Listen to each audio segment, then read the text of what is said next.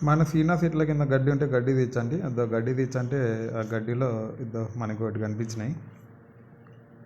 ఇద్దో ఆ చిన్న కుందేలు పిల్లలు ఈ మధ్య పుట్టినట్టున్నాయి.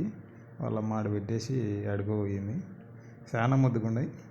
దీనిలో ఇంటికి తెచ్చి పెంచుకుందామంటే ఈ ఇంటి దగ్గర బతకవు అనమాట. ముందు ఒకసారి అంతే తెచ్చి పెట్టుకున్నాం ఒకటి, అదేమో 2 రోజులకే చనిపోయింది అనమాట. అందుకనేసి మళ్ళీ ఆడబెట్టేసినాం. మళ్ళీ మన అట్టి చెట్లకు నీళ్ళు పెడదామని సంప దగ్గరికి పోతే ఈడు చూడు కప్పగాడు ఏమి ఇస్తాడు చూడు. పైకి తీద్దాం రారా అంటే రాకుండా వాడు చూడు ఎట్ట పోతాడు. చూడు ఓయమ్మ ఏమి ఇస్తాను రబ్బా. ఇంకా మళ్ళీ మన అట్టి చెట్లకు నీళ్ళు అని చేస్తాం. నీళ్ళు పడుతూ ఉండే. ఇంకా అంతలోనే మన జకీర్ వచ్చాడు. జకీర్ వచ్చేసి మన సీనా చెట్లలో సేద్యం చేస్తూ ఉన్నాడు. సేద్యం చేసేది మొత్తం అయిపోయింది. మళ్ళీ సాయంత్రం వచ్చేసి మన ఊర్లో సంపు ఉంది. ఆ సంపులో ఈ దూడ పడింది అనమాట.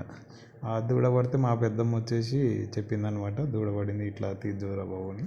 అంటే నేను మన మహేష్ ఇద్దరం కలిసి పోయాము సంపులోకి.